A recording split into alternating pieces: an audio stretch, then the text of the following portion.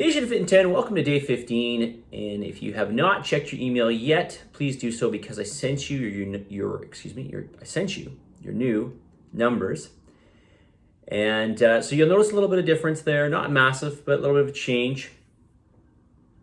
Most likely in your carbohydrate and protein numbers. Also, your interval numbers have changed as well, so take a look at that. And I am going to get right into feedback here. So the question is cheat meals.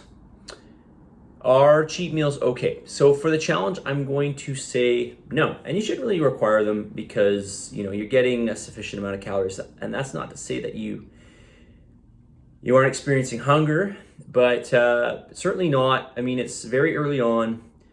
The calories are still reasonable. They're going to be pretty reasonable the whole challenge through. Really, like I said from the get-go, it's just about giving you a bit of a deficit and then maintaining that all the way through. I don't like to give cheat meals because this just opens the door for, disaster, really, okay? A cheat meal is, I don't really know what that means. I've had cheat meals that are, several cookies, a large pizza, and some ice cream. And that's probably like 4,000 calories, all right? That is really going to, it would take me, just so you know, it would take me about a week to chew through that. So those extra calories that I had, they don't like magically kind of just disappear, right? You have to go through those. You have to chew through them, right? Every day, if this is our 70 days here, I'm using 70 days because that's obviously the challenge length. Every day we're slowly just chewing through. We're creating a hole, and what we don't want to do is to really go back up, right? So we want to make sure that we keep dwindling down every day. And how do we do that? We're creating a little bit of a deficit. Now, if we all of a sudden, if you're in a deficit of whatever 200 calories per day, and all of a sudden we inject 2,000 calories, which wouldn't be hard, by the way. You might think it's hard, but it's really not hard. If you eat the right foods, you can easily have 2,000 calories. There goes, really, if everything else stays the same, there goes, another, 10 days of dieting. Okay, really, it's going to take you 10 days, keeping everything as is, going back to your numbers, sticking to the program. It's going to take you 10 days to chew through. So we need to have some control here. And like I said, you shouldn't be too hungry at this point. All right, more strategies for fullness. And I think I did the first three. So number 4, okay, let me just read off the first 3 here. Eat real whole foods. I won't go into any details about this. Eat real whole foods. Number 2, volume. Eat more calorie-sparse foods, typically fruits, vegetables, popcorn. Generally speaking, real whole foods will be calorie sparse, generally speaking, with the exception of maybe fat sources like nuts. Drink more water. Number 4, protein. That is, eat dietary protein and protein strong foods. Foods that are primarily or wholly protein by caloric content. Red meat, egg whites or eggs. Well, eggs are actually quite a bit of fat, whole eggs. Let's maybe just say egg whites, Greek yogurt, poultry, fish, etc. Number 5.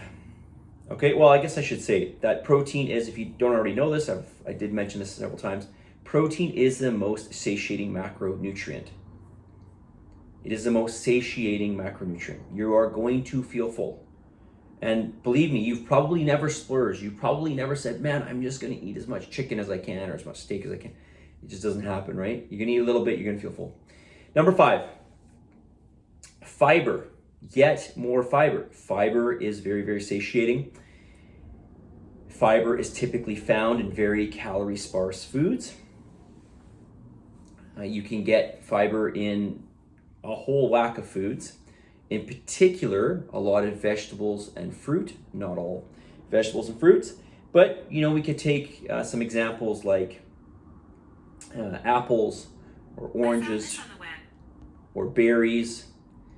Avocado is very high in fiber. Lentils are very high in fiber. You can take a fiber supplement like NutriCleanse. Speaking of which, I'll put up a recipe that somebody in the challenge made, and it's a lentil soup, and check out the fiber in that soup. Literally half the carbohydrates per serving are, or half the carbohydrates in there are fiber. Number 6, in particular, eating boiled or baked potatoes as a source of carbohydrate, very, very satiating. Not typically the case for carbohydrates.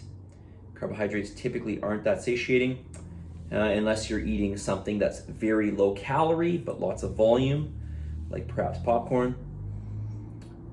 But potatoes in particular have a satiating effect. Number 7, eat, and I've kind of mentioned these two already, but eat protein and fiber together at every meal. Guaranteed to lower your hunger. The other thing that fiber does too is it slows down the release of digestion. So there's slower digestion. So when food moves through you slower, you're going to feel less hungry. Number 8, also protein takes a while to digest, especially if you're eating solid sources of protein. Both those things are very, very slow digesting. Number 8, adequate sleep. Getting adequate sleep lowers ghrelin. This is the primary hormone responsible for making you feel hungry, and it increases leptin. Leptin is the hormone that makes you feel full. So when you don't get adequate sleep, or you don't get good quality sleep, which is one reason why I don't want you drinking, you are going to feel more hungry. Go to bed early. I'm just going to say that straight off the bat. Go to bed early. Somewhere between, my suggestion is, I realize 8 o'clock sounds, maybe makes you feel like you're a child, somewhere between 8 and 10 p.m.